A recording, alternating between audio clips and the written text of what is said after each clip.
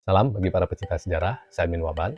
Dalam kesempatan kali ini, saya ingin menunjukkan salah satu koleksi kami berupa sebuah peta yang berjudul Peta Sunda Kecil yang terbit pada tahun 1924.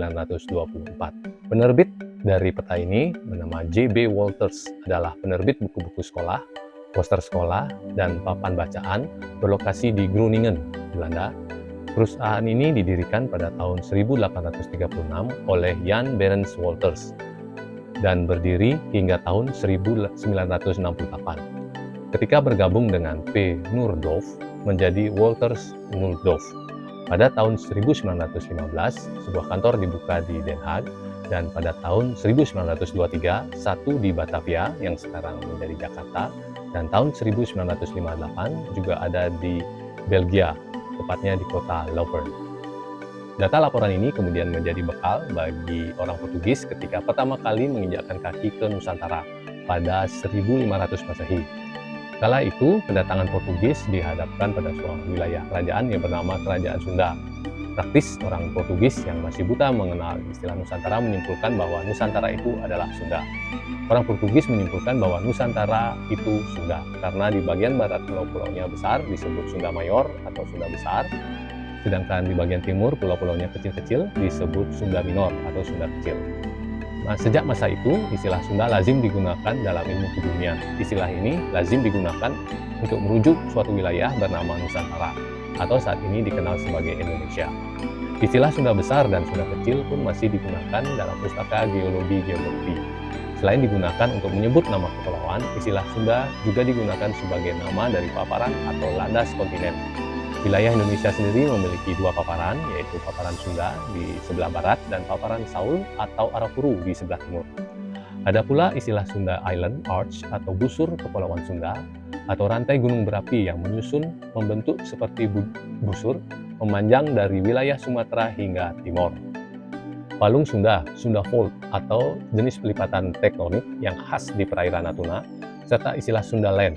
Sampai sekarang pun dalam ilmu kebumian, istilah Sunda Island sebagai nama kepulauan jauh lebih dikenal daripada istilah Indonesia Island.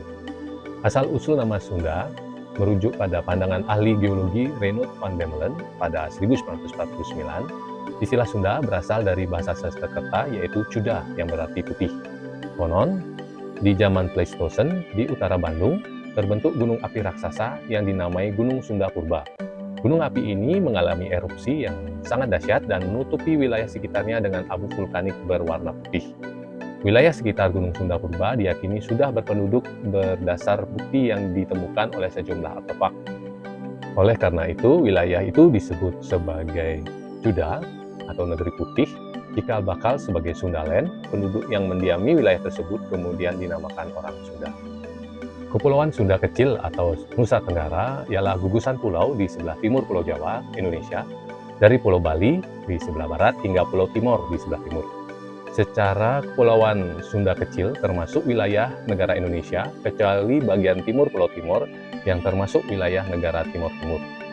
Di Indonesia, kepulauan ini terdiri dari pada 3 buah provinsi, yaitu Bali, Nusa Tenggara Barat, dan Nusa Tenggara Timur. Dari ujung barat pulaunya ada Pulau Bali, kemudian Nusa Penida, Pulau Lombok, Pulau Sumbawa, Pulau Sangiang, Pulau Muyo.